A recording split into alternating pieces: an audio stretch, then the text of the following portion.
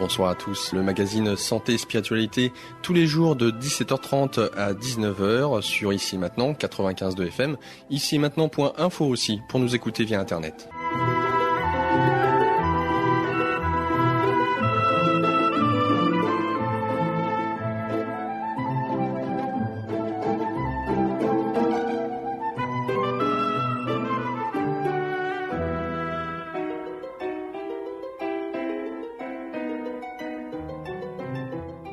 Il s'agit d'un extrait du livre Conversation avec Dieu, tome 3, aux éditions Ariane, écrit par Neale Donald Walsch.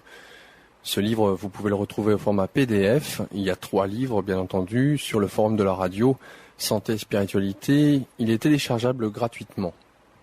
Question. Des vitesses différentes? Quand la vitesse est-elle arrivée? Réponse. Toute la vie est une vibration. Ce que vous appelez la vie, vous pourriez tout aussi bien l'appeler Dieu, est pure énergie. Cette énergie est toujours en vibration constante. Elle se déplace sous forme d'ondes. Les ondes vibrent à des vitesses différentes, produisant des degrés variables de densité ou de lumière. En retour, cela produit ce que vous appelleriez de multiples effets dans le monde physique. En fait, divers objets physiques. Mais tandis que les objets sont différents et distincts, l'énergie qui les produit est exactement la même. Permets-moi de revenir à l'exemple que tu as utilisé plus tôt, l'air entre ton salon et la salle à manger. C'est là un bon exemple de l'imagerie qui est tout simplement apparue devant toi, une inspiration. Question, devine d'où? Réponse, oui, c'est moi qui te l'ai donné.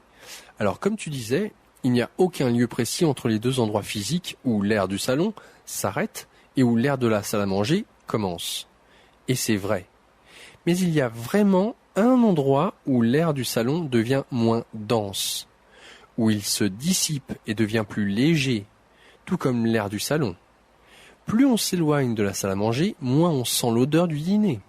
Ainsi, l'air de la maison est le même air partout.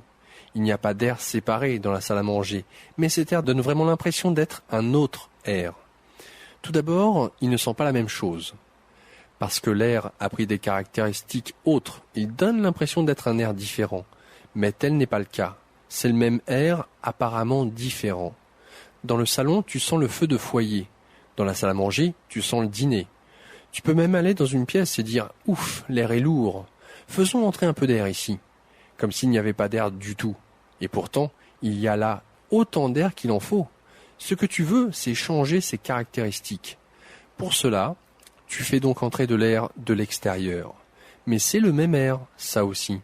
Il n'y a qu'un seul air qui circule dans tout, à travers tout et autour de tout. Question, c'est super, je saisis tout. J'adore ta façon de m'expliquer l'univers par des moyens que je peux complètement saisir. Réponse, eh bien merci, je fais de mon mieux.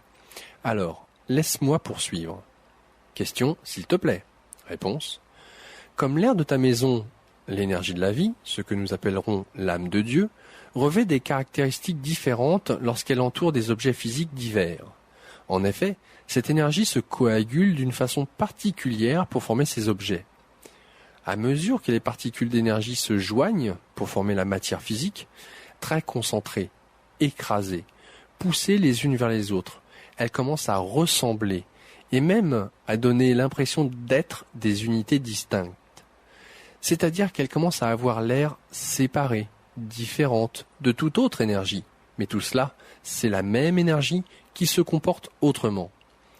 C'est cet acte même de se comporter différemment qui fait en sorte que ce qui est, tout, peut se manifester en tant que ce qui est multiple.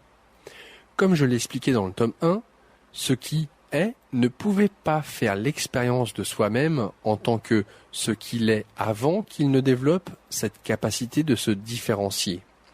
Ainsi, ce qui est tout s'est séparé en ce qui est ceci et en ce qui est cela. J'essaie ici de simplifier ce raisonnement. Les grumeaux d'énergie qui se sont coagulés en unités distinctes, qui contenaient des êtres physiques, sont ce que vous avez choisi d'appeler des âmes. Ce dont nous parlons ici, ce sont des parties de moi devenues vous tous. D'où la divine dichotomie. Nous ne faisons qu'un, nous sommes plusieurs. Question. C'est brillant. Réponse. À qui le dis-tu? Je poursuis? Question. Non, arrête ici, ça m'ennuie. Oui, bien sûr, continue. Réponse. D'accord. À mesure que l'énergie se coagule, elle devient, comme je l'ai dit, très concentrée. Mais plus on s'éloigne du point de cette concentration, plus l'énergie se dissipe. L'air s'amincit. L'aura pâlit. L'énergie ne disparaît jamais entièrement, car elle ne le peut pas. C'est l'étoffe dont tout est fait. C'est tout ce qu'il y a. Mais elle peut devenir très très mince, très subtile, presque absente. Par contre, à un autre endroit, comprendre une autre partie de soi-même, elle peut à nouveau se coaguler, une fois de plus se grumeler, pour former ce que vous appelez la matière, et ce qui ressemble à une unité distincte. À présent, les deux unités semblent séparées l'une de l'autre, mais en vérité, aucune séparation n'existe. Voilà en termes très très simples et élémentaires l'explication de ce qui sous-tend tout l'univers physique. Question. Mais comment tout cela peut-il être vrai? Comment puis-je savoir si je n'ai pas inventé tout cela? Réponse. Vos scientifiques découvrent déjà que les briques de toute la vie sont les mêmes. Ils ont apporté des pierres de la Lune et ont découvert de la matière qu'on trouve dans les arbres. Ils dissèquent un arbre et y découvrent la même matière qu'en toi. Je te dis ceci, nous sommes tous de la même étoffe. Nous sommes tous de la même énergie, coagulée, comprimée de façon différente pour former des formes autres et de la matière différente. Rien n'a d'importance en soi. C'est-à-dire que rien ne peut, tout seul, devenir matière. Jésus disait « Sans le Père, je ne suis rien ». Le Père de tout est pure pensée. C'est l'énergie de la vie. C'est ce que vous avez choisi d'appeler amour absolu. C'est le Dieu et la déesse, l'alpha et l'oméga, le commencement et la fin. C'est le tout en tout, celui qui bouge sans bouger, la source première. C'est ce que tu cherches à comprendre depuis le début des temps, le grand mystère, l'énigme sans fin, la vérité éternelle. Nous ne faisons qu'un, et par conséquent, c'est ce que tu es. Chapitre 12. Question. La lecture de ces paroles me remplit d'émerveillement et de vénération. Merci d'être ici avec moi de cette façon. Merci d'être ici avec nous tous, car des millions de gens ont lu le texte de ces dialogues, et des millions d'autres le feront. Et ta venue dans nos cœurs constitue un cadeau époustouflant. Réponse. Mes êtres les plus chers, j'ai toujours été dans vos cœurs. Je suis heureux que vous puissiez maintenant m'y sentir. J'ai toujours été avec vous. Je ne vous ai jamais quitté. Je suis vous et vous êtes moi, et nous ne serons jamais séparés. Jamais, car c'est impossible. Question. Mais certains jours, je me sens si horriblement seul. À certains moments, j'ai l'impression d'être seul à livrer cette bataille. Réponse. C'est que tu m'as quitté, mon enfant. Tu as abandonné ta conscience de moi. Mais là où il y a conscience de moi, tu ne pourrais jamais être seul. Question. Comment puis-je rester dans ma conscience? Réponse. Apporte ta conscience aux autres. Non pas en cherchant à les convertir, mais par l'exemple. Sois la source de l'amour que je suis dans la vie de tous les autres. Car ce que tu offres aux autres, tu le donnes à toi-même, car nous ne faisons qu'un. Question. Merci. Oui, tu m'as donné cette indication. Sois la source. Tout ce dont tu veux faire l'expérience en toi-même, as-tu dit, sois-en la source dans la vie des autres. Réponse. Oui, c'est le grand secret. C'est la sagesse sacrée. Fais aux autres ce que tu voudrais que l'on te fasse. Tous tes problèmes, tous tes conflits, toutes tes difficultés à créer sur ta planète une vie de paix et de joie proviennent du fait que tu n'arrives pas à comprendre et à suivre cette simple directive. Question. Je saisis. Une fois de plus, tu l'as dit d'une façon si simple, si claire que je saisis. J'essaierai de ne jamais la perdre à nouveau. Réponse. Tu ne peux perdre ce que tu donnes. Rappelle-toi toujours cela. Question. Merci. Puis-je maintenant te poser quelques autres questions à propos de l'âme? Réponse. J'ai un commentaire plus général à apporter sur la vie telle qu'elle est pour toi. Question, s'il te plaît. Réponse. Tu viens d'affirmer avoir l'impression d'être seul à certains moments à livrer ce combat. Question, oui. Réponse, quel combat? Question, c'était une figure de style? Réponse, je ne crois pas. Je crois que c'était une véritable indication de ta conception réelle de la vie et de celle de bien des gens. Vous l'apercevez comme combat, comme une sorte de lutte en cours. Question. Eh bien, il m'a parfois semblé qu'il en était ainsi. Réponse. En soi, il n'en est pas ainsi. Et il ne sera jamais nécessaire qu'il en soit ainsi. Question. Pardonne-moi, mais j'ai de la difficulté à le croire. Réponse. C'est exactement pour cette raison que cela n'a pas été ta réalité. Car tu rendras réel ce que tu croiras tel. Mais je te dis ceci. Ta vie n'a jamais été destinée à être une lutte et ne doit pas en devenir une, ni maintenant, ni jamais. Je t'ai offert les outils avec lesquels créer la réalité la plus grandiose. Tu as tout simplement choisi de ne pas les utiliser, ou, pour être plus précis, tu les as mal employés. Les 3 outils auxquels je fais référence appartiennent à la création. Nous en avons beaucoup parlé au cours de notre dialogue. Sais-tu lesquels? Question. La pensée, la parole et l'action. Réponse. Bien, tu t'en souviens. J'ai un jour inspiré à Mildred Hinckley, l'un de mes maîtres spirituels, la phrase suivante. Vous êtes né avec le pouvoir créatif de l'univers sur le bout de votre langue. Voilà une affirmation aux implications renversantes. Tout comme cette vérité d'un autre de mes maîtres. Il te sera fait selon ce que tu crois. Ces 2 affirmations ont un rapport avec la pensée et la parole.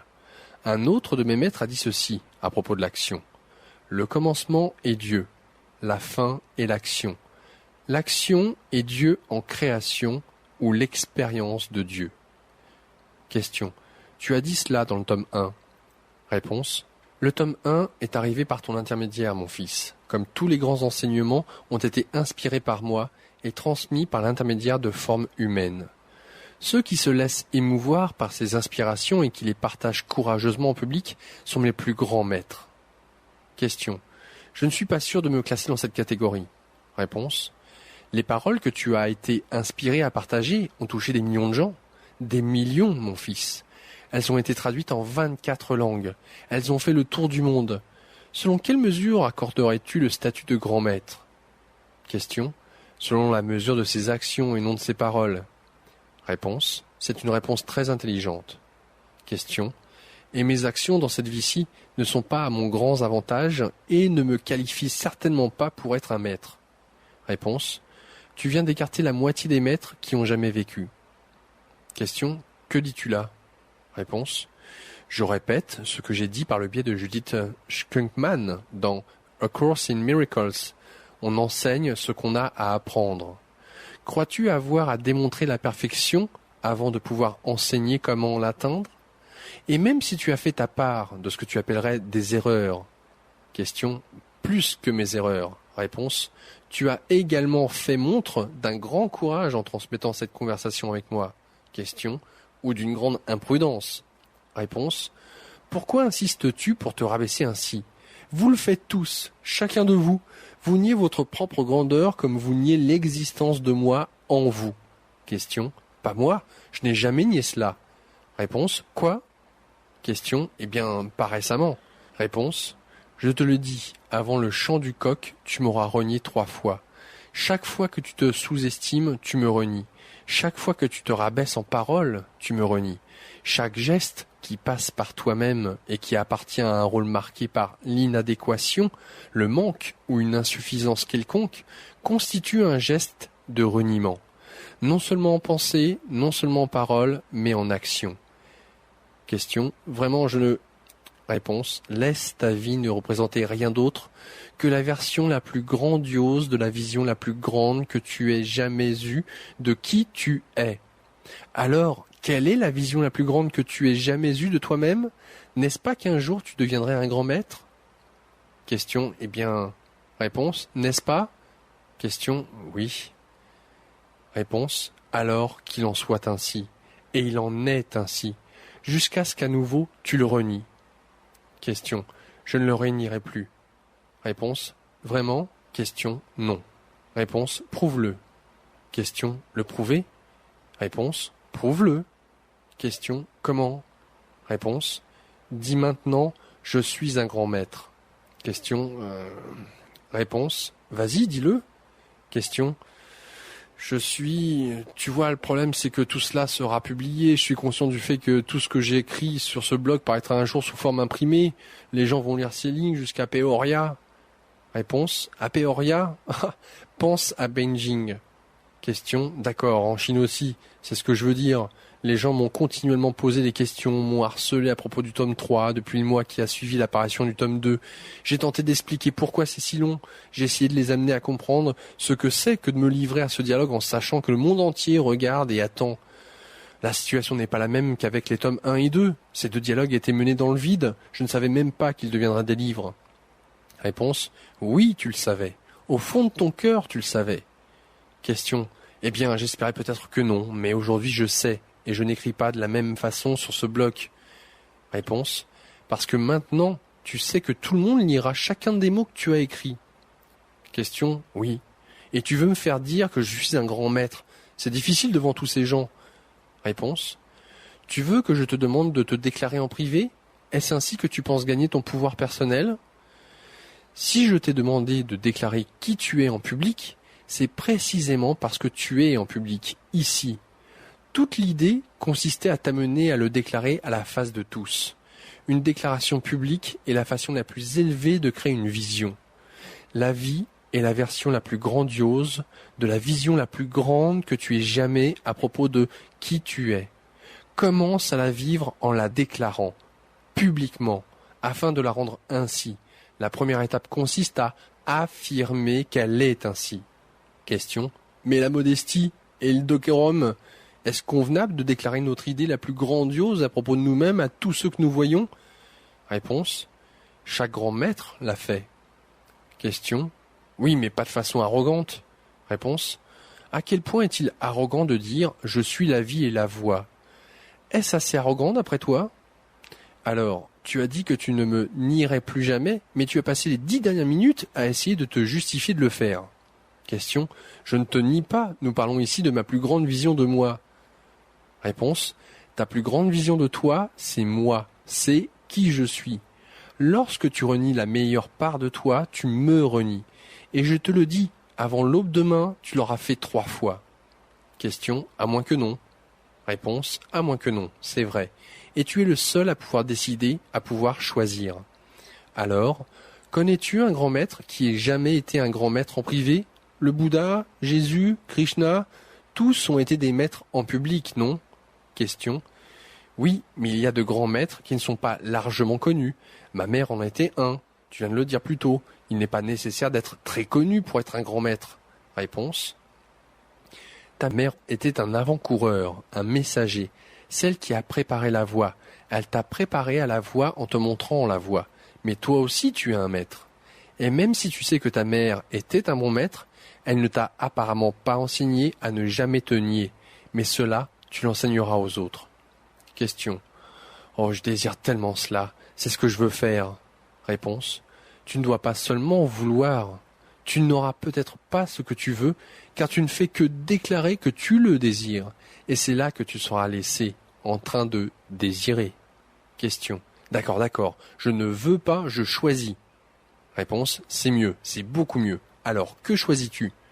Question. Je choisis d'enseigner aux autres de ne jamais se nier. Réponse. Bien. Et quoi d'autre choisis-tu d'enseigner? Question. Je choisis d'enseigner aux autres de ne jamais te nier, Dieu, car te nier, c'est se nier soi-même, et se nier soi-même, c'est te nier. Réponse. Bien. Et choisis-tu d'enseigner cela au petit bonheur, presque par hasard, ou de façon grandiose, comme à dessein? Question. Je choisis la deuxième option, comme l'a fait ma mère. Ma mère m'a vraiment enseigné à ne jamais me renier. Elle m'y initiait chaque jour. C'est la personne qui m'a le plus encouragé. Elle m'a appris à avoir confiance en moi et en toi. C'est le genre de maître que je devais être. Je choisis d'être ce maître de toute la grande sagesse que ma maman m'a inculquée. Elle a fait un enseignement de toute sa vie, pas seulement de ses paroles. C'est ce qui caractérise un grand maître. Réponse. Tu as raison. Ta mère était un grand maître. Et tu avais raison concernant ta vérité plus grande. Une personne n'a pas à être largement connue pour être un grand maître. Je te testais. Je voulais voir jusqu'où tu irais dans cette direction. Question. Et suis-je allé là où j'étais censé aller? Réponse. Tu es allé là où vont tous les grands maîtres. vers ta propre sagesse, vers ta propre vérité. C'est le lieu où tu dois toujours aller, car c'est l'endroit où tu dois te retourner et d'où tu dois venir en maître au monde. Question. Je sais cela. Réponse. Et quelle est ta propre vérité la plus profonde à propos de qui tu es? Question. Je suis un grand maître de la vérité éternelle. Réponse. Voilà, tu l'as. Dis calmement, prononcé sourdement, voilà, tu l'as. Tu connais cette vérité dans ton cœur et tu as tout simplement laissé parler ton cœur. Tu ne te vantes pas et personne n'y verra de la vantardise. Tu ne te glorifies pas et personne n'y verra de la glorification. Tu ne te frappes pas la poitrine, tu ouvres ton cœur et cela fait une grande différence. Chacun sait qui il est. C'est une grande ballerine, ou un grand avocat, ou un grand acteur, ou un grand joueur de premier but. C'est un grand détective, un grand vendeur, un grand parent, un grand architecte, un grand poète ou un grand leader, un grand constructeur ou un grand guérisseur. Et chacun est une grande personne. Chacun sait qui il est dans son cœur. S'il ouvre son cœur, s'il partage avec d'autres son désir, s'il vit sa vérité, il remplit le monde de magnificence. Tu es un grand maître. Et d'après toi, d'où te vient ce don? Question. De toi? Réponse. Alors, lorsque tu déclares être qui tu es, ne fais que proclamer qui je suis. Déclare toujours que je suis la source, et personne ne s'objectera du fait que tu révèles ta grandeur. Question. Mais tu m'as toujours incité à me déclarer moi-même en tant que source. Réponse. Tu es la source de tout ce que je suis. Le grand maître, qui t'est le plus familier de ta vie, a dit « Je suis la vie et la voix ». Il a également dit « Toutes ces choses me viennent du Père. Sans le Père, je ne suis rien ». Et il a dit aussi « Le Père et moi ne faisons qu'un ». Comprends-tu? Question. Nous ne faisons qu'un. Réponse. Exactement. Question. Ce qui nous ramène à l'âme humaine. Puis-je maintenant poser quelques autres questions à ce propos? Réponse. Vas-y. Question. D'accord. Combien y a-t-il d'âmes? Réponse. Une seule. Question. Oui, au sens large, mais combien y a-t-il d'individualisation de celle qui est tout? Réponse. Dis donc, j'adore ce mot. J'aime la façon dont tu l'as utilisé. L'unique énergie qui est toute énergie s'individualise en un grand nombre de petites parties. J'aime ça. Question. Je suis heureux. Alors, combien d'individualisations as-tu créé? Combien d'âmes y a-t-il? Réponse. Je ne peux répondre à cette question en termes compréhensibles pour toi. Question. Mets-moi à l'épreuve. Est-ce un nombre constant, un nombre changeant, un nombre infini? As-tu créé de nouvelles âmes depuis le contingent originel? Réponse. Oui, c'est un nombre constant. Oui, c'est un nombre changeant. Oui, c'est un nombre infini. Oui, j'ai créé de nouvelles âmes. Et non, je n'en ai pas créé. Question. Je ne comprends pas. Réponse. Je sais. Question. Alors aide-moi. Réponse. As-tu vraiment dit ça? Question. Dis quoi? Réponse. Alors aide-moi, mon Dieu. Question. Ah, c'est brillant. D'accord, je vais comprendre ça. Même si c'est la dernière chose que je fais, alors aide-moi, mon Dieu. Réponse. Je vais acquiescer à ta requête. Comme tu es déterminé, je vais t'aider. Mais je tiens à t'aviser qu'il est difficile de saisir ou de comprendre l'infini d'une perspective qui est finie. Nous allons néanmoins nous y attaquer. Question. Super. Réponse. Oui, super. Eh bien, commençons par remarquer que tes questions laissent entendre qu'il existe une réalité appelée le temps. En fait, une telle vérité n'existe pas. Il n'y a qu'un seul instant, et c'est l'éternel instant du maintenant.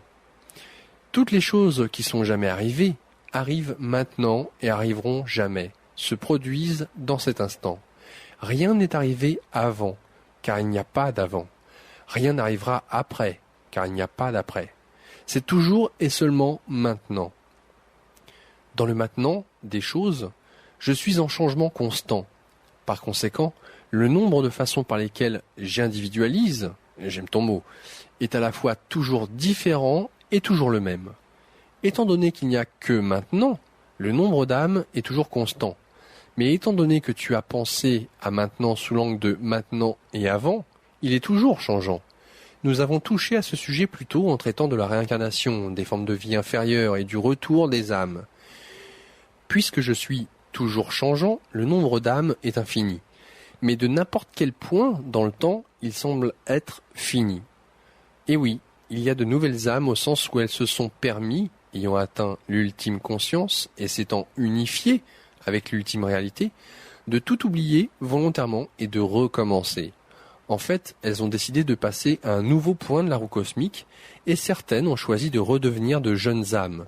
Mais toutes les âmes font partie du contingent originel, puisque toutes sont en voie d'être créées, ont été créées, seront créées, dans l'unique instant du maintenant. En somme, le nombre est infini et fini, changeant et inchangé, selon le point de vue. À cause de cette caractéristique de l'ultime réalité, on m'appelle souvent celui qui bouge sans bouger. Je suis ce qui est toujours en mouvement et n'a jamais bougé, et toujours changeant et n'a jamais changé. Question. D'accord, je saisis. Rien n'est absolu pour toi. Réponse. Sauf que tout est absolu. Question. À moins que non. Réponse. Exactement, précisément. Tu saisis, bravo. Question. Eh bien en vérité, je crois que j'ai toujours compris ces choses. Réponse. Oui. Question. Sauf lorsque je ne les comprenais pas. Réponse. C'est vrai. Question. À moins que non. Réponse. Exactement. Question. Tadam! Alors tu es Abbott et je suis Costello, et tout cela n'est qu'un spectacle de vaudeville. Réponse. Sauf lorsque ce ne l'est pas. Il y a des moments et des événements qu'il faut prendre très au sérieux. Question. À moins que non. Réponse. À moins que non. Question. Alors, pour revenir une fois de plus au sujet des âmes. Réponse. Eh, quel beau titre pour un livre, le sujet des âmes. Question. Nous allons peut-être l'écrire. Réponse. Tu plaisantes, nous l'avons déjà fait. Question. À moins que non. Réponse. C'est vrai. Question. À moins que non. Réponse. On ne sait jamais. Question. Sauf quand on sait. Réponse. Tu vois, tu piges. Tu te rappelles maintenant comment c'est vraiment, et tu t'en amuses. À présent, tu te sens plus léger, ton visage s'illumine. C'est ce que veut dire l'illumination. Question. C'est cool. Réponse. Très cool, très haute. Question. Ouais. C'est ce qu'on appelle vivre à l'intérieur de la contradiction. Tu en as souvent parlé. Bon, pour en revenir aux âmes, quelle est la différence entre une vieille âme et une âme jeune? Réponse. Un corps d'énergie, c'est-à-dire une part de moi, peut se concevoir jeune ou vieux selon ce qu'il choisit après avoir atteint l'ultime conscience. Lorsqu'elle retourne à la roue cosmique, certaines âmes choisissent d'être vieilles et d'autres d'être jeunes. En effet, si l'expérience appelée jeune n'existait pas, aucune ne pourrait faire l'expérience appelée vieille. Certaines âmes se sont donc portées volontaires pour être appelées jeunes et certaines pour être appelées vieilles, afin que l'unique âme, qui est en réalité tout ce qui est, puisse se connaître intégralement. De même, certaines âmes ont choisi d'être appelées bonnes et d'autres mauvaises, exactement pour la même raison. Voilà pourquoi aucune âme n'est jamais punie.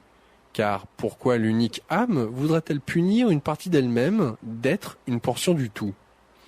Tout cela est merveilleusement expliqué dans le livre de contes pour enfants The Little Soul on the Sun, qui le montre assez clairement pour qu'un enfant le comprenne. Question. Tu as une manière si éloquente de dire les choses, une façon si claire d'articuler les concepts affreusement complexes que même un enfant peut les saisir. Réponse. Merci.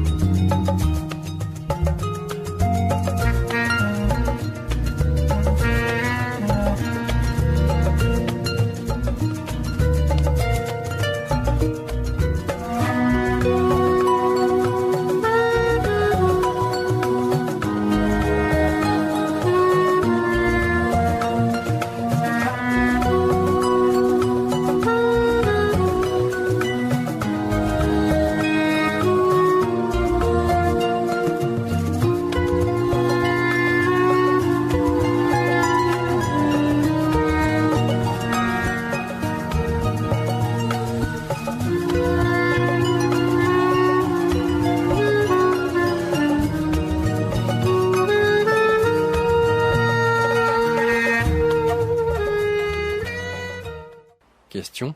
Alors voici une autre question à propos des âmes. Existe-t-il des âmes sœurs? Réponse. Oui, mais pas au sens où vous l'entendez. Question. Quelle est la différence? Réponse. Vous avez teinté de romantisme l'idée d'âme sœur, de façon qu'elle sous-entende votre autre moitié.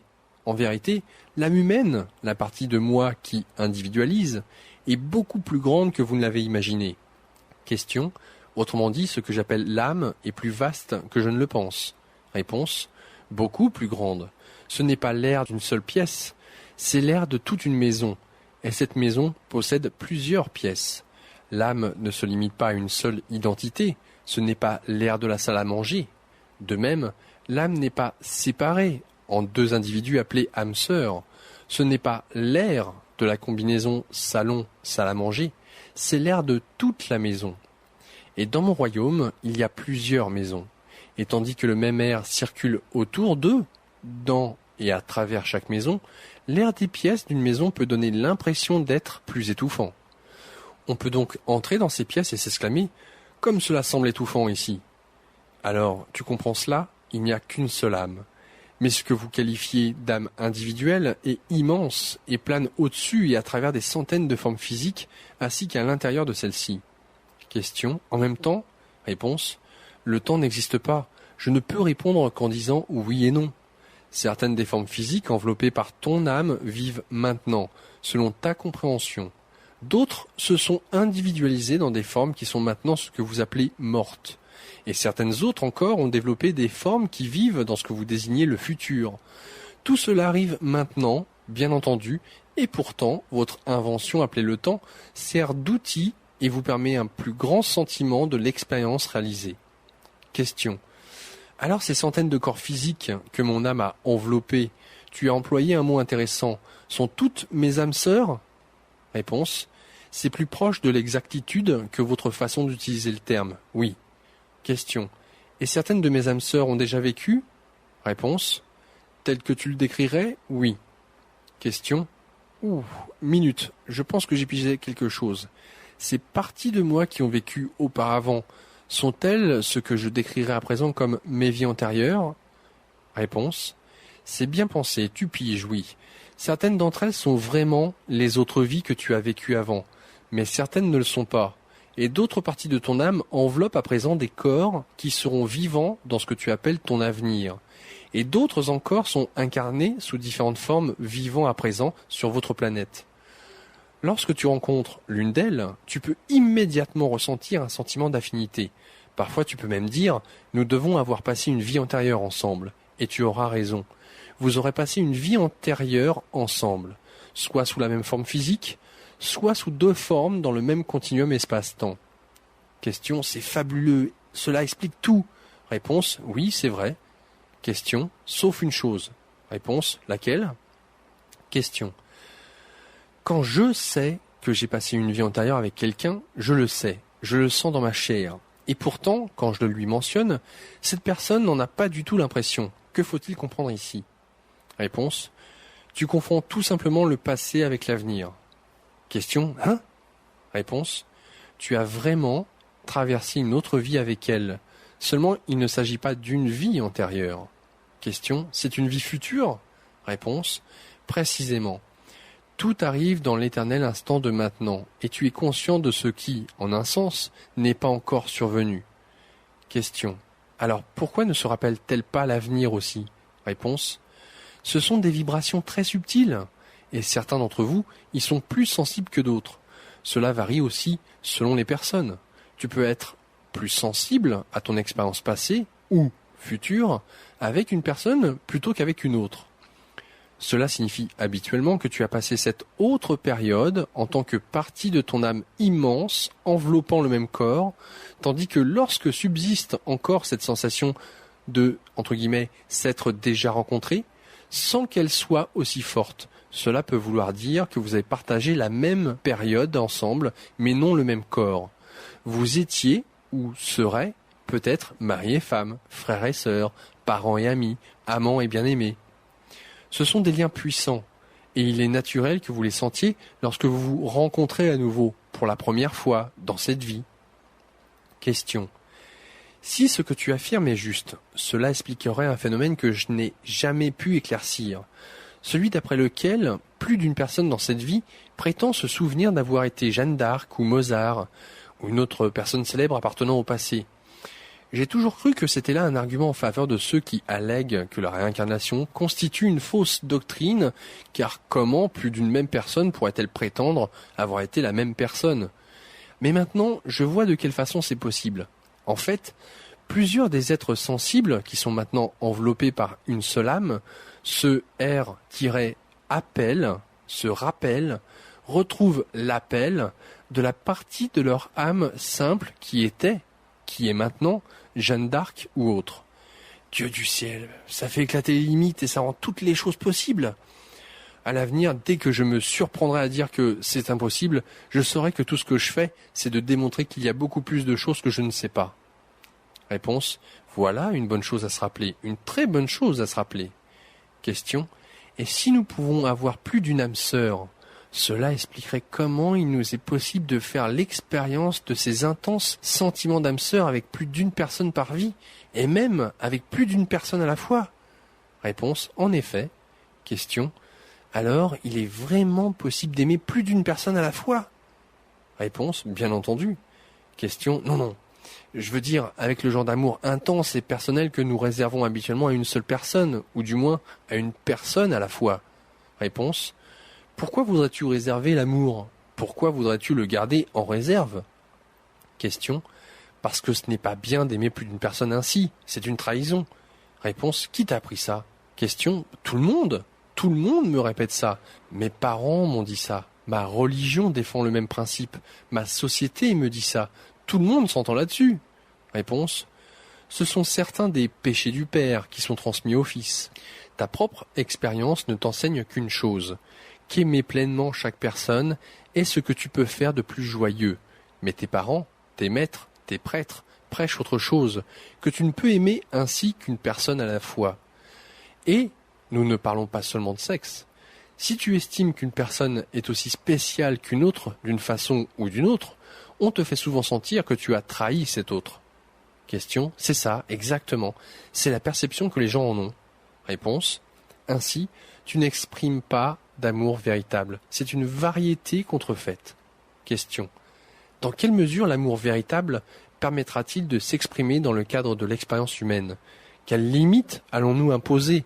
En fait, certains diraient, devons-nous imposer à cette expression? Si toutes les énergies sociales et sexuelles étaient relâchées, quel serait le résultat?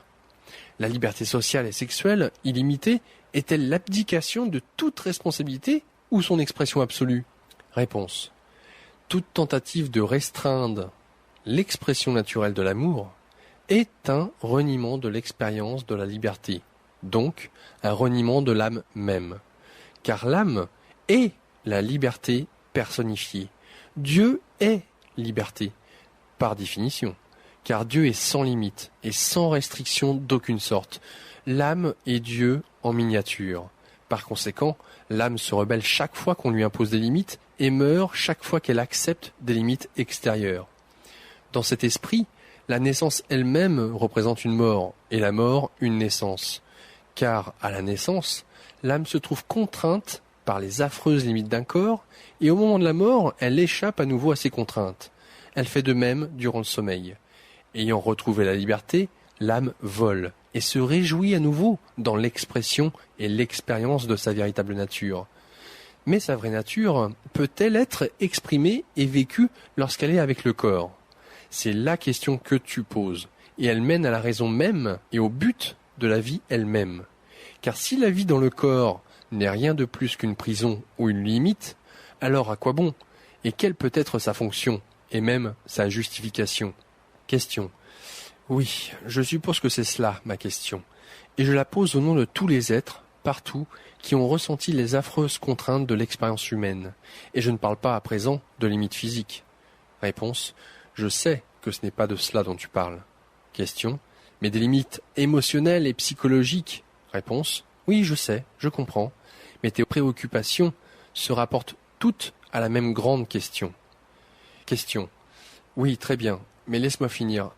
Toute ma vie, j'ai été profondément frustré par l'incapacité du monde à me laisser aimer chaque personne de la manière exacte dont je le voulais. Quand j'étais jeune, il ne fallait pas parler aux inconnus, ni rien dire d'inconvenant. Je me rappelle un jour où je marchais dans la rue avec mon père, et où nous avons rencontré un pauvre homme mendiant des sous. Je me suis immédiatement senti malheureux pour cet homme, et j'ai voulu lui donner quelques-unes des pièces que j'avais dans ma poche.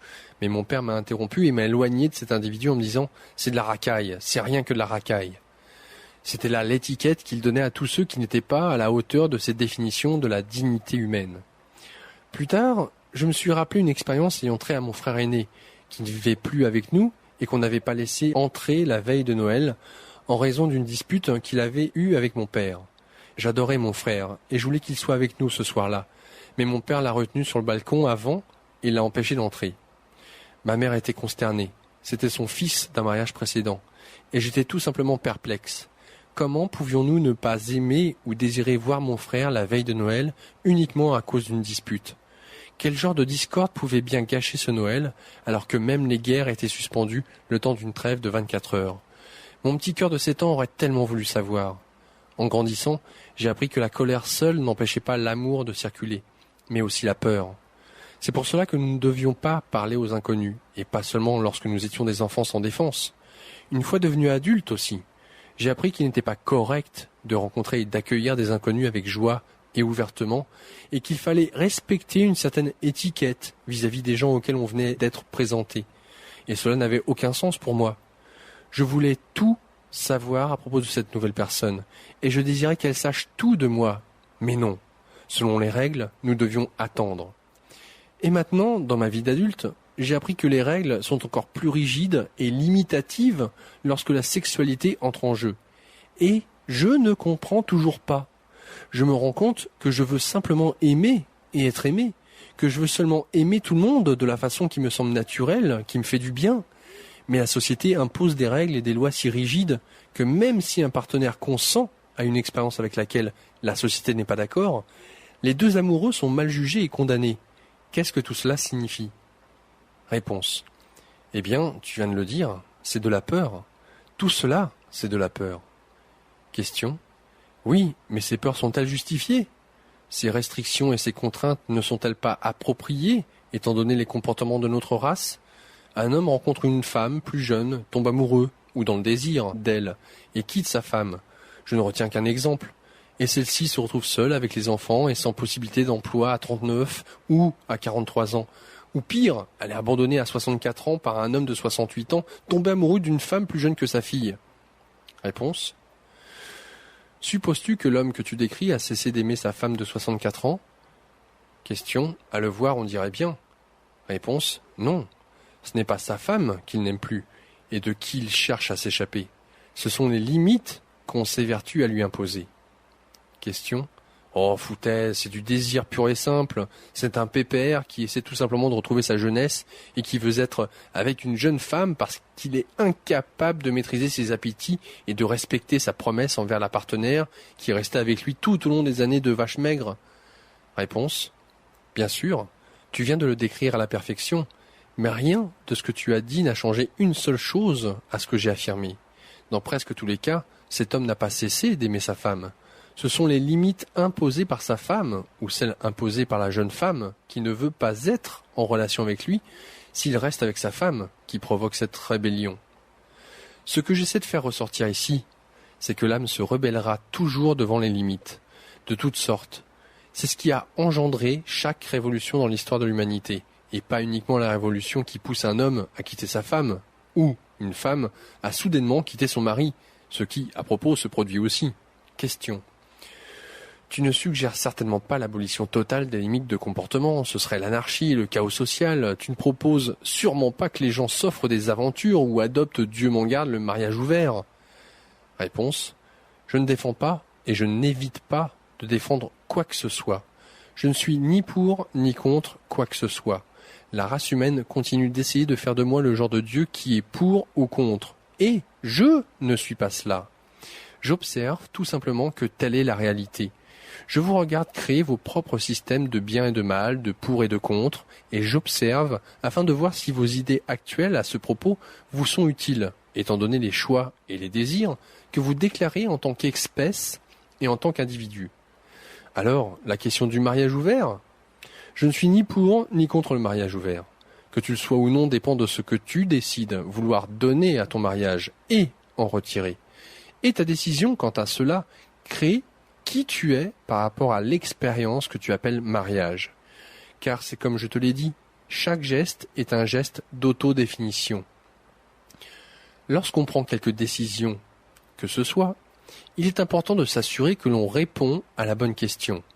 La question, concernant le prétendu mariage ouvert, par exemple, n'est pas « Aurons-nous un mariage ouvert dans lequel chaque partenaire aura le droit d'avoir des contacts sexuels avec d'autres personnes ?» La question est plutôt « Qui suis-je » et « Qui sommes-nous » devant l'expérience appelée mariage. La réponse à cette question se trouvera dans la réponse à la question plus vaste de la vie « Qui suis-je » Point. Relativement à quoi que ce soit, en relation avec quoi que ce soit. Qui suis-je et qui est-ce que je choisis d'être ? Comme je l'ai dit à maintes reprises, tout au long de ce dialogue, la réponse à cette question est la réponse à toute question. Question. Mon Dieu, ça me frustre, car la réponse à cette question est si vaste et si générale qu'elle ne répond à aucune autre question. Réponse. Ah vraiment ? Alors quelle est ta réponse à cette question ? Question. Selon ces livres, selon ce que tu sembles dire dans ce dialogue, je suis amour. C'est qui je suis vraiment. Réponse. Excellent. Tu as appris, c'est juste. Tu es amour. Tout est amour. Alors tu es amour. Je suis amour. Il n'y a rien qui ne soit amour. Question. Et la peur ? Réponse. La peur, c'est ce que tu n'es pas. La peur est une fausse preuve qui paraît vraie. La peur est le contraire de l'amour que tu as créé dans ta réalité afin de pouvoir connaître de façon expérientielle ce que tu es. C'est ce qui est vrai dans le monde relatif de ton existence. En l'absence de ce que tu n'es pas, ce que tu es n'est pas. Question. Oui, nous avons déjà vu cela un certain nombre de fois au cours de notre dialogue, mais j'ai l'impression que tu as esquivé ma plainte. J'ai déclaré que la réponse à la question « Qui sommes-nous ?», c'est-à-dire l'amour, est si vaste qu'elle en devient une non-réponse, une absence de réponse. À presque toute autre question, tu dis que c'est la réponse à chaque question, et je réplique que ce n'est la réponse à aucune, encore moins une question aussi précise que « Notre mariage devrait-il être un mariage ouvert ?» Réponse. Si cela s'avère exact pour toi, c'est que tu ne sais pas ce qu'est l'amour. Question. Quelqu'un le sait-il ? La race humaine tente de résoudre cette question depuis le commencement des temps. Réponse. Qui n'existe pas. Question. Qui n'existe pas. Oui, je sais, c'est une figure de style. Réponse. Permets-moi de voir si je peux trouver, en utilisant tes figures de style, quelques mots et quelques façons d'expliquer ce qu'est l'amour. Question. Super, ça serait vraiment merveilleux. Réponse. Le premier mot qui me vient à l'esprit est illimité. Ce qui est amour est illimité. Question. Eh bien, nous sommes en plein où nous étions lorsque nous avons entamé ce sujet. Nous tournons en rond. Réponse. Les cercles sont bons. Ne les rejette pas. Continue de tourner en rond. Continue de tourner autour de la question. Tourner en rond est une bonne chose. Répéter est correct. Revoir, réaffirmer est bien. Question. Je deviens parfois impatient. Réponse. Parfois ? C'est drôlement amusant. Question. D'accord. Poursuis ce que tu disais. Réponse. L'amour est ce qui est illimité. Il n'a ni commencement ni fin, ni avant ni après. L'amour a toujours été, est toujours et sera toujours. Alors, l'amour est également toujours. C'est la réalité de toujours. Revenons à un autre mot que nous avons déjà employé, la liberté. Car si l'amour est illimité, et toujours, alors l'amour est libre. L'amour est ce qui est parfaitement libre. Dans la réalité humaine, tu découvriras que tu as toujours cherché à aimer et à être aimé. Tu découvriras que tu aspireras sans cesse à ce que cet amour soit illimité. Et tu découvriras que tu voudras toujours être libre de l'exprimer. Dans chaque expérience de l'amour, tu chercheras la liberté, l'absence de limite et l'éternité. Tu ne l'obtiendras peut-être pas, mais c'est ce que tu chercheras. Tu le chercheras parce que c'est ce qu'est l'amour, et au fond de toi, tu le sais, car tu es amour. Et par l'expression de l'amour, tu désires connaître et faire l'expérience de qui et de ce que tu es. Tu es la vie exprimant la vie, l'amour exprimant l'amour, Dieu exprimant Dieu. Tous ces mots sont donc synonymes. Dis-toi qu'ils représentent la même notion, à savoir Dieu, vie, amour, illimité, éternel, libre. Tout ce qui n'est pas l'une de ces choses n'est aucune d'elles. Tu es tout cela, et tôt ou tard, tu chercheras à faire l'expérience de toi-même en tant que tout cela. Question. Qu'entends-tu par tôt ou tard? Réponse.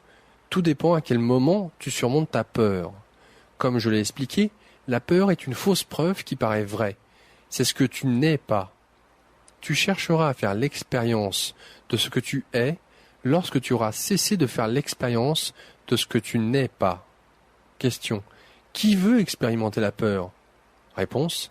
Personne ne veut le faire. On vous l'enseigne. Un enfant n'éprouve aucune peur. Il se croit capable de tout.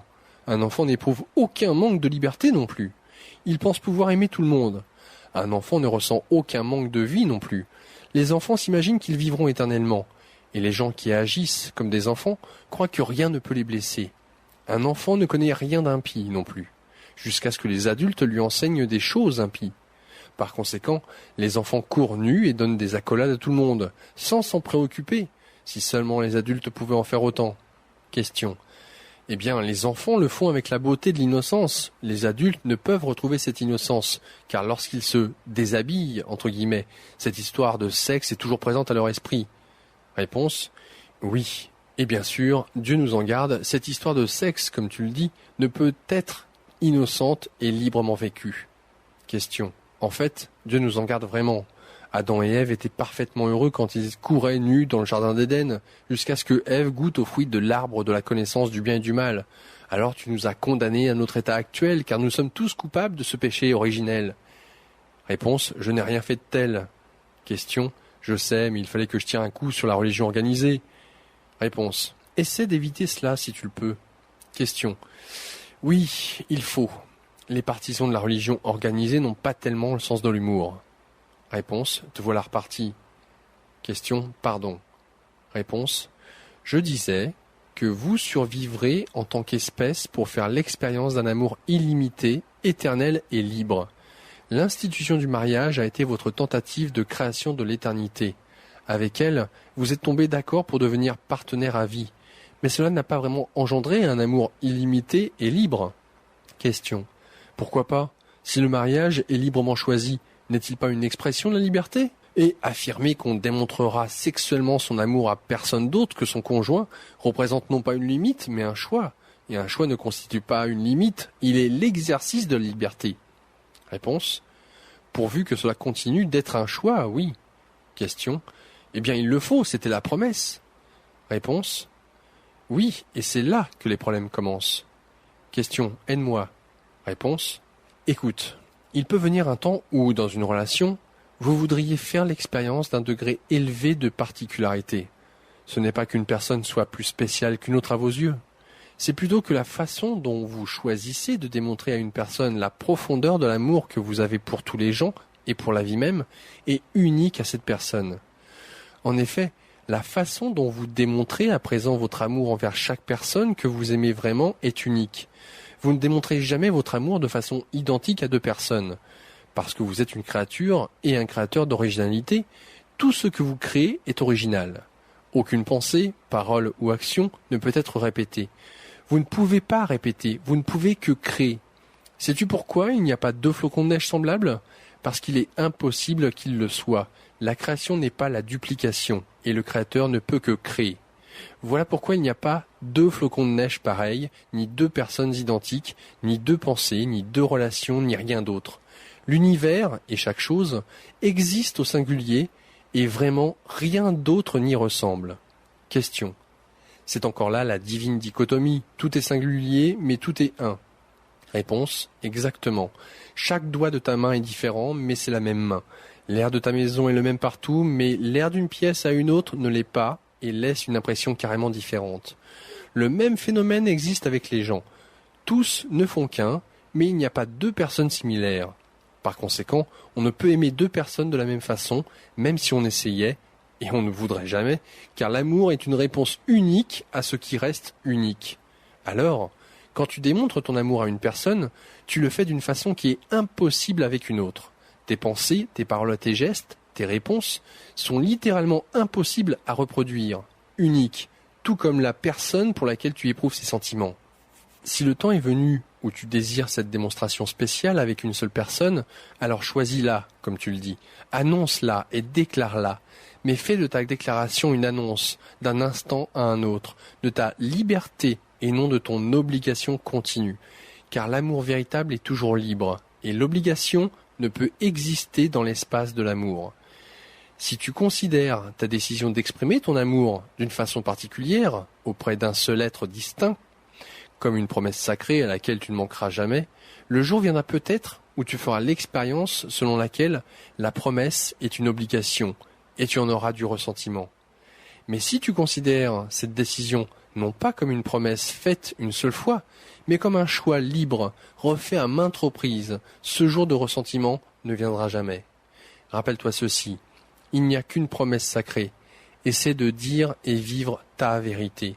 Toutes les autres promesses sont des renonciations à la liberté, et cela ne pourra jamais être sacré. Car la liberté, c'est qui vous êtes. Si tu renonces à la liberté, tu renonces à toi-même. Et ce n'est pas un sacrement, mais un blasphème. Chapitre 13. Question. Ouf, voilà des paroles dures. Tu veux dire que nous ne devons jamais rien promettre à personne ? Réponse. La plupart d'entre vous vivent d'une façon telle, actuellement, que chaque promesse comporte un mensonge. Le mensonge, c'est d'affirmer que vous savez maintenant comment, à un moment donné, vous vous sentirez par rapport à telle chose et ce que vous voudrez en faire. Vous ne pouvez le savoir si vous vivez comme un être réactif, ce que vous êtes dans l'ensemble. Ce n'est que lorsque vous vivez comme un être créatif que votre promesse ne contient aucun mensonge. Les êtres créatifs peuvent savoir comment, à n'importe quel moment de l'avenir, ils se sentiront par rapport à une chose, car ils créent leurs sentiments au lieu d'en faire l'expérience. Ce n'est qu'en créant ton avenir que tu peux le prédire. À moins de prédire ton avenir, tu ne pourras rien promettre de sincère en ce qui le concerne. Mais même celui qui crée et présage son avenir a le pouvoir et le droit de changer. Le changement est un droit fondamental de toutes les créatures. En effet, c'est plus qu'un droit, car un droit, c'est ce qui est accordé. Le changement, lui, est ce qui est. Le changement est. Tout ce qui est changement. On ne peut te donner cela. Tu es cela. À présent, puisque tu es changement, et puisque le changement est la seule chose constante en ce qui te concerne, tu ne peux sincèrement promettre de toujours être le même. Question. Tu veux dire qu'il n'y a aucune constante dans l'univers, que dans toute créativité, rien n'est immuable ? Réponse. Le processus que vous appelez la vie est un processus de recréation. Toute la vie se recrée constamment à nouveau, à chaque instant présent. Dans ce processus, l'identité est impossible, car si une chose est identique, c'est qu'elle n'a pas du tout changé. Mais si l'identité est impossible, la similitude ne l'est pas. La similitude résulte du processus de transformation qui produit une version remarquablement similaire de ce qui s'est déjà passé. Lorsque la créativité atteint un niveau élevé de similitude, on appelle cela l'identité. Et de la grossière perspective que vous offre votre point de vue limité, c'est bien le cas. En termes humains, il semble donc y avoir une grande constance dans l'univers. Les choses ont l'air de se ressembler, de se produire de façon semblable et de réagir de manière identique. Une certaine cohérence apparaît. C'est bien, car cela te fournit un cadre au sein duquel tu peux envisager et faire l'expérience de ton existence sur le plan physique. Mais je te dis ceci, du point de vue de la vie entière, de ce qui est physique comme de ce qui ne l'est pas, l'apparence de constance disparaît. On vit les choses telles qu'elles sont vraiment, en changement constant.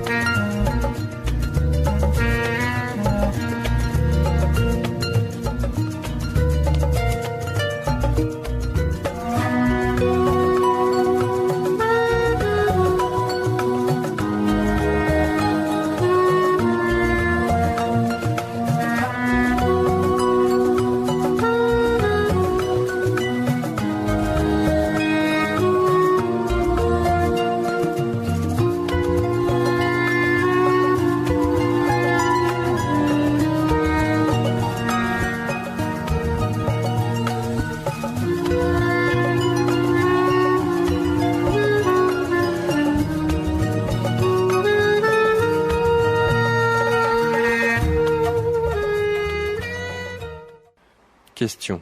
Selon toi, les changements sont parfois si délicats, si subtils que, de notre point de vue, moins perspicace, ils semblent être les mêmes, parfois exactement, alors qu'en fait, tel n'est pas le cas. Réponse, précisément. Question. Il n'y a pas deux jumeaux identiques. Réponse, exactement, tu as parfaitement saisi. Question. Mais nous pouvons nous recréer à nouveau sous une forme suffisamment similaire pour produire un effet de constance. Réponse, oui. Question. Et nous pouvons le faire dans les relations humaines, en ce qui concerne qui nous sommes et dans notre comportement. Réponse, oui, même si la plupart d'entre vous trouvent cela très difficile, car la constance véritable, par opposition à l'apparence de constance, enfreint la loi naturelle, comme nous venons de l'apprendre, et qu'il faut un grand maître pour même créer l'apparence de l'identité. Un maître peut surmonter chaque tendance naturelle. Rappelle-toi, la tendance naturelle est au changement, à apparaître sous une forme identique. En réalité, il ne peut apparaître d'instant en instant d'une même façon, mais il peut surgir avec suffisamment de similitude pour créer l'apparence de l'identité. Question. Mais les gens qui ne sont pas des maîtres apparaissent tout le temps d'une façon identique. J'en connais dont le comportement et l'apparence sont si prévisibles qu'ils pourraient servir de tuteur à des plantes. Réponse. Oui, le faire intentionnellement exige beaucoup d'efforts. Le maître est celui qui crée intentionnellement un niveau élevé de similitude, ce que tu appelles la cohérence. Un disciple est celui qui crée de la cohérence sans nécessairement en avoir l'intention. Une personne qui réagit toujours de la même façon devant certaines circonstances, par exemple, dira souvent « je n'y pouvais rien ». Un maître ne dirait jamais cela. Même si la réaction d'une personne reflète un comportement admirable, pour lequel elle recevra des louanges, sa réponse sera souvent « eh bien, ce n'était rien, c'était automatique, vraiment, n'importe qui pourrait le faire ». Un maître ne ferait jamais cela non plus. Donc, un maître est une personne qui, littéralement, sait ce qu'elle fait. Il sait également pourquoi. Les gens qui n'ont pas atteint la maîtrise ne savent souvent ni l'un ni l'autre. Question. Est-ce pour ce motif qu'il est si difficile de tenir parole ? Réponse. C'est l'une des raisons. Comme je l'ai dit, à moins de pouvoir prédire ton avenir, tu ne peux rien promettre avec sincérité. Une seconde raison pour laquelle les gens trouvent difficile de tenir parole tient au fait que leurs promesses entrent en conflit avec l'authenticité. Question. Qu'entends-tu par là ? Réponse. Je veux dire que leur vérité, qui est en évolution, diffère de l'annonce qu'ils en ont faite. Ainsi, ils sont en conflit profond. À quoi dois-je obéir ? À ma vérité ou à ma promesse ? Question. Un conseil ? Réponse. Je t'ai donné ce conseil. Te trahir toi-même afin de ne pas trahir quelqu'un d'autre, cela reste une trahison. C'est la plus haute trahison. Question. Mais cela entraînerait partout des manquements à des promesses. Aucune parole de personne n'aurait d'importance vis-à-vis de quoi que ce soit. On ne pourrait compter sur quiconque pour quoi que ce soit. Réponse. Oh, tu t'attendrais donc à ce que les autres tiennent parole, n'est-ce pas ? Pas étonnant que tu aies été si malheureux. Question. Qui affirme que je l'ai été ? Réponse. Tu veux dire que c'est de cela que tu as l'air quand tu es heureux ? Question. Très bien, d'accord, j'ai été malheureux. Parfois. Réponse. Oh, pas mal, souvent.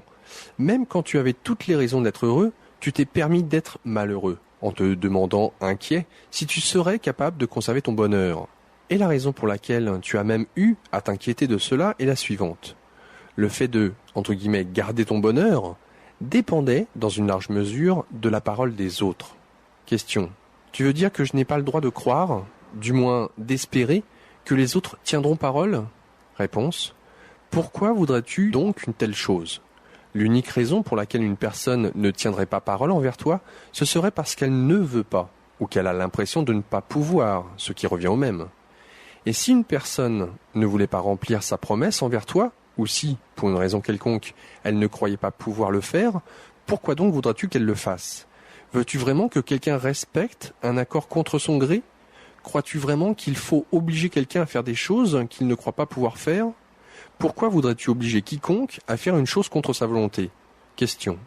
Eh bien, entre autres, parce que le laisser s'en tirer sans remplir sa promesse me nuirait, à moi ou à ma famille.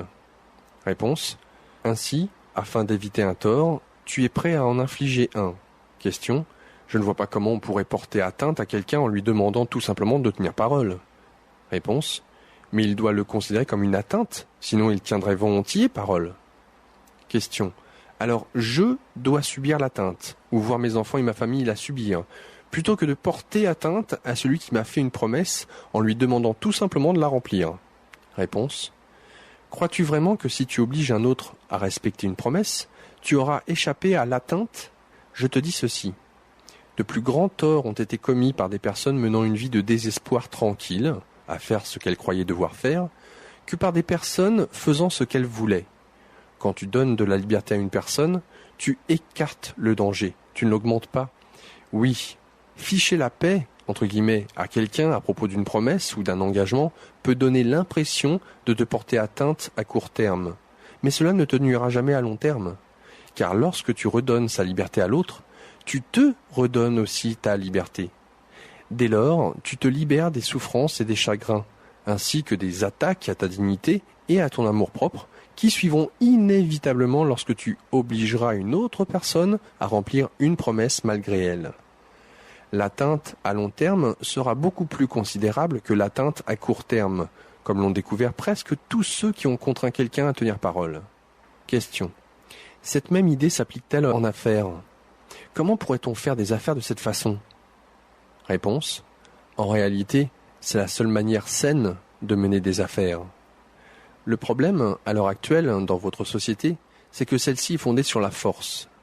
La force juridique, que vous appelez force de loi, et, trop souvent, la force physique, que vous appelez la force armée du monde. Vous n'avez pas encore appris à utiliser l'art de la persuasion. Question. S'il n'y avait pas la force juridique, la force de loi des tribunaux, comment pourrions-nous persuader les entreprises de respecter les clauses de leurs contrats et les modalités de leurs accords? Réponse. Dans le cadre de votre éthique culturelle actuelle, c'est peut-être l'unique moyen. Mais lorsqu'on aura changé votre éthique culturelle, votre façon actuelle d'empêcher les entreprises, et les individus d'ailleurs, de manquer à leurs engagements paraîtra très primitive. Question. Peux-tu expliquer? Réponse. Pour vous assurer du respect des engagements de chacun, vous recourez actuellement à la force. Lorsque votre éthique culturelle aura changé jusqu'à inclure l'idée que vous ne faites tous qu'un, vous n'emploierez jamais la force, car cela ne nuirait qu'à vous-même. Vous ne frapperez pas votre main gauche avec votre main droite. Question. Mais si la main gauche était en train de nous étrangler? Réponse. Cela aussi sera impossible. Vous cesserez de vous étrangler vous-même. Vous cesserez de vous mordre le nez pour contrarier votre visage. Vous cesserez de rompre vos engagements. Et bien sûr, vos engagements même seront très différents. Vous cesserez de donner un objet de valeur à quelqu'un uniquement s'il a une valeur quelconque à vous offrir en échange. Vous ne vous retiendrez jamais de donner ni de partager quelque chose, même si vous n'obtenez pas ce que vous appelez un juste retour. Vous donnerez et partagerez automatiquement. Ainsi, il y aura beaucoup moins de contrats à rompre, car un contrat signifie l'échange de biens et de services, tandis que votre vie concernera le don de biens et de services, peu importe qu'un échange se produise ou non. Mais ce genre de don à sens unique constituera votre salut, car vous aurez découvert ce dont Dieu a fait l'expérience, que ce que vous donnez à un autre, vous le donnez à vous-même. Ce qu'on envoie nous revient. Question. Tout ce qui vient de nous nous revient? Réponse. Au septuple. Alors, il n'est pas nécessaire de se soucier de ce qu'on retire. Il faut plutôt se soucier de ce qu'on donne. La vie consiste à donner de son mieux, et non à recevoir de son mieux. Vous ne cessez d'oublier, mais vivre, ce n'est pas oublier. Vivre, c'est par-donner. Et pour y arriver, vous devez être indulgent envers les autres, surtout ceux qui ne vous ont pas donné ce que vous comptiez recevoir. Ce revirement entraînera un changement intégral de votre profil culturel. Aujourd'hui, ce que vous appelez le succès dans votre culture se mesure largement à la quantité de ce que vous obtenez, à la quantité d'honneur, d'argent, de pouvoir et de biens que vous amassez. Dans la nouvelle culture, le succès se mesurera à l'aune de ce que vous amenez les autres à amasser. Ironiquement, plus vous amènerez les autres à amasser, plus vous amasserez sans effort, sans contrat ni accord, sans marchandises ni négociation, sans poursuite ni tribunaux pour vous obliger à vous donner l'un à l'autre ce qui était promis. Dans l'économie future, vous n'agirez plus en vue du profit personnel, mais en vue de la croissance personnelle, ce qui sera votre profit. Mais le profit, entre guillemets, en termes matériels, viendra à vous lorsque vous deviendrez une version plus grande et plus grandiose de qui vous êtes vraiment. Il vous semblera très primitif, alors, d'utiliser la force pour obliger une personne à vous donner une chose parce qu'elle a dit qu'elle le ferait. Si un autre individu ne respecte pas une entente, vous lui permettrez tout simplement de suivre son chemin, de faire ses choix et de créer sa propre expérience de lui-même. Et ce qu'il ne vous aura pas donné ne vous manquera pas, car vous saurez qu'il en reste davantage, et que la source n'est pas cet individu, mais vous. Question. Je pige. Mais j'ai l'impression qu'on s'est vraiment éloigné du sujet. Toute cette discussion a commencé quand je t'ai posé une question à propos de l'amour, en te demandant si les humains se permettraient jamais de l'exprimer sans limite. Et cela a mené à une question sur le mariage ouvert. Puis, on s'est encore très éloigné du sujet. Réponse, pas vraiment. Toutes ces questions sont pertinentes. Et c'est une introduction parfaite à tes questions sur les prétendues sociétés éclairées ou plus évoluées. Car dans les sociétés hautement évoluées, il n'y a ni mariage, ni affaires, ni d'ailleurs aucune des constructions sociales artificielles que vous avez créées pour structurer votre société. Question. Oui, alors on y arrive. Pour l'instant, je veux tout simplement conclure cette question. Tu as affirmé des choses intrigantes. Si je comprends bien, tout cela revient au fait que la plupart des humains ne peuvent tenir parole et que, par conséquent, nous ne devons pas les y contraindre. Cela s'aborde l'institution du mariage, ni plus ni moins. Réponse. J'aime ton emploi du mot « institution ». La plupart des gens mariés ont l'impression d'être vraiment en institution. Question. Ouais, une institution psychiatrique ou pénitentiaire, ou tout au moins une institution de haut savoir. Réponse. Exactement, précisément. C'est ainsi que la plupart des gens le vivent. Question. Bon, je plaisantais avec toi, je n'ai pas dit la plupart des gens. Des millions de gens adorent encore l'institution du mariage et tiennent à la protéger. Réponse. J'appuie ton affirmation. La plupart des gens ont beaucoup de difficultés en ce qui concerne le mariage et n'aiment pas l'effet qu'il leur fait. Vos statistiques mondiales sur le divorce le prouvent. Question. Veux-tu dire que le mariage doit disparaître? Réponse. Je n'ai aucune préférence à cet égard. Seulement, question. Je sais, des observations. Réponse. Bravo. Tu continues de vouloir faire de moi un dieu à préférence, ce que je ne suis pas. Merci de bien vouloir cesser. Question. Eh bien, nous venons de s'aborder non seulement le mariage, mais aussi la religion. Réponse. Il est vrai que les religions ne pourraient exister si la race humaine entière comprenait que Dieu n'a pas de préférence, car la religion prétend affirmer les préférences de Dieu. Question. Et si tu n'as vraiment aucune préférence, alors la religion doit être un mensonge? Réponse. Eh bien, voilà un terme sévère. Je dirais que c'est plutôt une fiction, une chose que vous avez inventée. Question. Comme nous avons inventé la fiction selon laquelle Dieu préfère que nous soyons mariés. Réponse. Oui. Je ne préfère rien de la sorte, mais je remarque que vous le faites. Question. Pourquoi? Pourquoi préférons-nous le mariage si nous le savons si difficile à vivre? Réponse. Parce que c'est la seule façon que vous avez trouvé de croire maître du, entre guillemets, toujours, ou de l'éternité dans votre expérience de l'amour. C'était la seule façon pour une femme de garantir son soutien et sa survie, et pour un homme de se garantir la constante présence du sexe et de la compagnie. On créa donc une convention sociale. On marchanda quelque chose. Tu me donnes ceci et je te donne cela. En ce sens, cela ressemblait beaucoup à une entreprise. On signa un contrat. Et puisque les deux parties avaient besoin de faire respecter ce contrat, on a dit que c'était là un pacte sacré, avec Dieu, qui punirait ceux qui ne le respecteraient pas. Plus tard, lorsque cela n'a pas fonctionné, vous avez créé des lois humaines pour le faire respecter. Mais même cela n'a pas donné les résultats escomptés. Ni les prétendues lois de Dieu, ni les lois de l'homme n'ont pu empêcher les gens de rompre leurs vœux de mariage. Question. Comment expliquer cet aboutissement? Réponse. Simplement parce que ces vœux, tels que vous les avez normalement ébauchés, enfreignent la seule loi importante. Question. Qui est? Réponse. La loi naturelle. Question. Mais c'est naturel pour la vie d'exprimer l'unité. N'est-ce pas ce que je comprends de tout cela? Et le mariage en est notre plus belle expression. Tu sais, ce que Dieu a uni, que l'homme ne le sépare pas, et ainsi de suite. Réponse. Tel que vous le pratiquez, le mariage n'est pas particulièrement joli. En effet, Ils violent 2 des 3 aspects de la nature de chaque être humain. Question.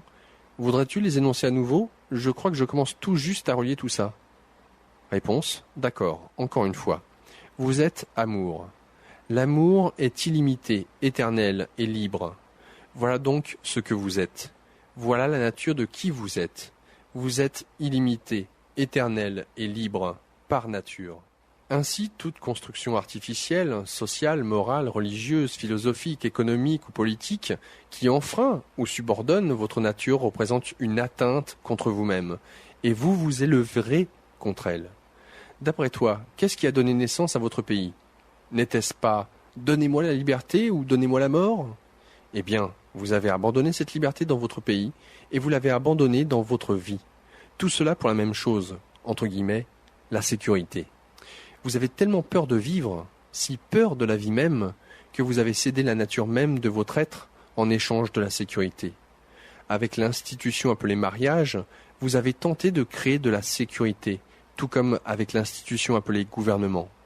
En fait, ce sont 2 formes d'une même réalité, 2 constructions sociales artificielles conçues pour gouverner le comportement mutuel. Question. Bonté du ciel, je n'ai jamais vu les choses ainsi. J'ai toujours cru que le mariage était l'ultime proclamation de l'amour. Réponse. Tel que vous l'avez imaginé, oui, mais pas tel que vous l'avez construit. Dans ce dernier cas, c'est l'ultime proclamation de la peur. Si le mariage vous permettait de vivre votre amour d'une façon illimitée, éternelle et libre, alors ce serait l'ultime proclamation de l'amour.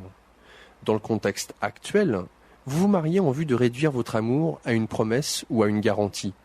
Le mariage est un effort en vue de garantir que ce qui est ainsi sera toujours ainsi. Si vous n'aviez pas besoin de cette garantie, vous n'auriez nul besoin du mariage. Pourquoi cette garantie? D'abord, pour créer de la sécurité, au lieu d'en créer à l'intérieur de vous. Ensuite, si cette sécurité n'est pas éternelle, pour utiliser cette garantie afin de vous punir mutuellement, puisque la promesse de mariage rompu peut maintenant former la base de la poursuite lancée. Vous avez donc trouvé le mariage fort utile, mais pour les mauvaises raisons. Le mariage est également une tentative, de votre part, de garantir que vous n'aurez jamais pour un autre les sentiments mutuels que vous éprouvez, ou du moins que vous ne les exprimerez jamais de la même façon avec un autre. Question. C'est-à-dire sexuellement? Réponse. C'est-à-dire sexuellement. Finalement, le mariage tel que vous l'avez construit est une façon d'affirmer « Cette relation est particulière. Je tiens à elle par-dessus toutes les autres. » Question. Qu'y a-t-il de mal à cela? Réponse. Rien. Ce n'est pas une question de bien ou de mal. Le bien et le mal n'existent pas.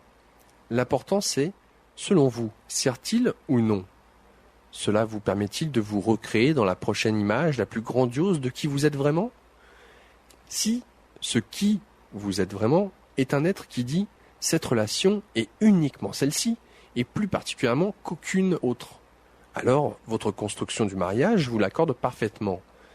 Mais vous trouverez peut-être intéressant de remarquer que presque aucun maître spirituel reconnu n'est marié. Question. Parce que les maîtres sont chastes, qu'ils n'ont aucune activité sexuelle. Réponse. Non. Parce qu'ils ne peuvent sincèrement affirmer la même chose que votre présente construction du mariage, à savoir qu'une personne soit plus spéciale pour eux qu'une autre. Ce n'est pas le genre d'affirmation que fait un maître, et ce n'est pas le genre d'affirmation que ferait Dieu. En fait, vos vœux de mariage, tels que vous les construisez présentement, vous poussent à faire une affirmation très indivine. Le comble de l'ironie, c'est que cette promesse, qui est pour vous la plus sacrée, Dieu ne la ferait jamais. Mais afin de justifier vos craintes humaines, vous avez imaginé un Dieu qui agit comme vous. Par conséquent, vous parlez de la promesse de Dieu à son peuple élu et d'alliance entre Dieu et ceux qu'il aime d'une manière spéciale.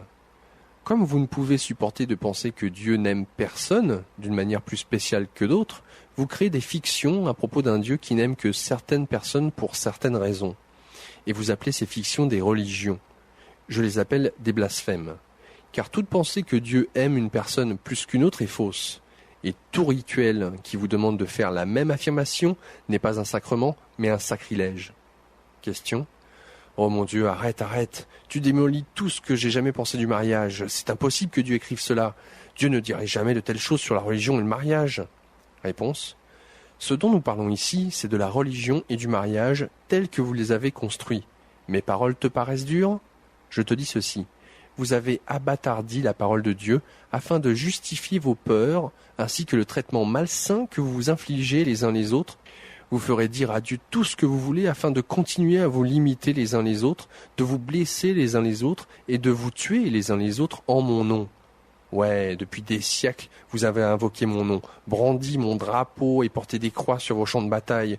Tout cela pour prouver que j'aime un peuple plus qu'un autre et que je vous demanderai de tuer pour le prouver. Mais je vous dis ceci, mon amour est illimité et inconditionnel. C'est la seule chose que vous ne puissiez entendre, l'unique vérité que vous ne puissiez accepter, car le fait qu'elle englobe tout détruit non seulement l'institution du mariage, telle que vous l'avez construite, mais aussi chacune de vos religions et de vos institutions gouvernementales. Car vous avez créé une culture fondée sur l'exclusion et l'avez appuyée sur le mythe culturel d'un Dieu qui exclut. Mais la culture de Dieu est fondée sur l'inclusion. Dans l'amour de Dieu, tout le monde est inclus. Dans le royaume de Dieu, tout le monde est invité. Et cette vérité, est-ce que vous appelez un blasphème? Et vous devez l'appeler ainsi. Car si c'est vrai, tout ce que vous avez créé dans votre vie est faux. Toutes les conventions et les constructions humaines sont erronées dans la mesure où elles ne sont pas illimitées, éternelles et libres. Question. Comment une chose peut-elle être erronée s'il n'y a ni bien ni mal? Réponse. Une chose n'est erronée que dans la mesure où elle ne fonctionne pas pour remplir son rôle. Si une porte ne s'ouvre ni ne se ferme, on ne dira pas que cette porte est mauvaise. On dira tout simplement que son installation ou son fonctionnement sont défectueux parce qu'elle ne remplit pas son rôle. Tout ce que vous construisez dans votre vie, dans votre société humaine, et qui ne vous permet pas d'atteindre votre but, celui de devenir humain, est erroné. C'est une construction erronée. Question. Et mon but, en devenant humain, est quoi encore? Réponse. De décider et de déclarer, de créer et d'exprimer, de faire l'expérience et de réaliser qui tu es vraiment. À chaque moment de te recréer à nouveau, selon la version la plus grandiose de ta vision la plus grande de qui tu es vraiment. Ceci est ton but en devenant humain et le but de toute vie. Question. Alors où cela nous a-t-il menés? Nous avons détruit la religion, dissous le mariage et dénoncé les gouvernements. Où en sommes-nous? Réponse. Tout d'abord, nous n'avons rien détruit, dissous ou dénoncé. Si une construction que vous avez créée ne fonctionne pas et ne produit pas ce que vous vouliez, le fait de mettre en évidence le problème n'est ni détruire, ni dissoudre, ni dénoncer la construction. Essaie de te rappeler la différence entre le jugement et l'observation. Question. Eh bien, je ne vais pas me mettre à discuter avec toi ici, mais une grande partie de ce qui vient d'être dit m'a semblé, à moi, renfermer des jugements. Réponse. Nous sommes contraints, ici, par les affreuses limites des mots. Il y en a vraiment peu, et nous devons sans cesse utiliser les mêmes, même s'ils ne portent pas toujours la même signification, ni le même genre de pensée. Tu dis que tu aimes, entre guillemets, les banana splits, mais sûrement pas de la même façon que tu aimes ton amoureuse. Alors tu vois, vous avez très peu de mots, vraiment, pour décrire vos sentiments. En communiquant avec toi ainsi, avec des mots, je me suis permis d'éprouver ces limites. Et je te concède que, parce qu'une part de ce langage a également été utilisée par toi pour porter des jugements, il serait facile de conclure que je porte des jugements quand je les utilise. Permets-moi de t'assurer ici que je n'en fais rien. Tout au long de ce dialogue, j'ai tout simplement tenté de te dire comment arriver là où tu dis vouloir aller et te décrire le plus efficacement possible ce qui barre ta route, ce qui t'empêche d'y aller. Alors, en ce qui concerne la religion, tu dis vouloir chercher à vraiment connaître et aimer Dieu? Je te fais tout simplement observer que vos religions ne t'y mènent pas. Vos religions ont érigé Dieu en grand mystère et vous ont amené à le craindre plutôt qu'à l'aimer. De même, la religion a fait peu pour que vous changiez vos comportements. Vous vous entretuez encore, vous vous condamnez, vous vous donnez tort. En réalité, vos religions vous ont encouragé dans ce sens. Je te fais donc tout simplement remarquer que tu dis vouloir que la religion t'amène à tel endroit, mais qu'elle te mène plutôt à un tel autre. Tu désires que le mariage te conduise au pays de la béatitude éternelle, ou du moins à un niveau raisonnable de paix, de sécurité, de bonheur. Comme pour la religion, votre intention appelée mariage y arrive au début, lorsque vous êtes encore aux premières expériences. Mais plus vous entretenez cette expérience, plus elle vous mène là où vous dites ne pas vouloir aller. Presque la moitié des gens mariés dissolvent leur mariage au moyen du divorce. Et parmi ceux qui demeurent mariés, beaucoup sont désespérément malheureux. Vos, entre guillemets, unions bénies vous entraînent vers l'amertume, la colère et le regret. Certaines, et pas seulement un petit nombre restreint, vous mènent à un espace de tragédie absolue. Vous dites vouloir que vos gouvernements assurent la paix, la liberté et la tranquillité du pays, et j'observe que, tels que vous les avez conçus, ils ne feront rien de cela. Ils vous mènent plutôt à la guerre, à un manque de liberté croissant, ainsi qu'à la violence et au soulèvement à l'intérieur du pays. Vous n'avez pu résoudre les problèmes fondamentaux, comme nourrir les gens et les garder en santé et en vie, et vous avez encore moins relevé le défi de leur accorder des chances égales. Des centaines d'entre vous meurent de faim chaque jour sur la planète, alors que des milliers d'entre vous jettent quotidiennement assez de nourriture pour ravitailler des pays entiers. Vous ne pouvez vous acquitter de la simple tâche de donner les restes des nantis aux pauvres, et encore moins déterminer si vous voulez partager vos ressources plus équitablement. Alors, ce ne sont pas des jugements, ce sont des réalités observables dans votre société. Question. Pourquoi ? Pourquoi est-ce ainsi ?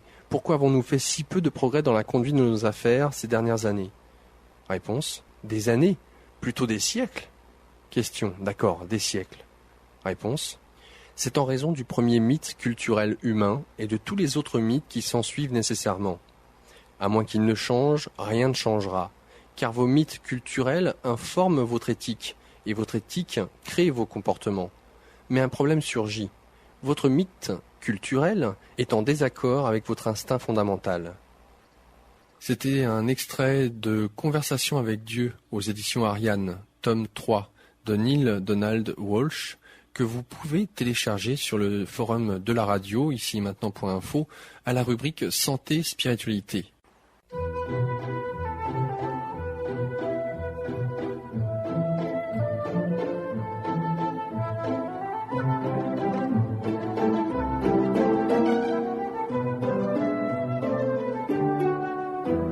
Le magazine Santé Spiritualité, tous les jours de 17h30 à 19h.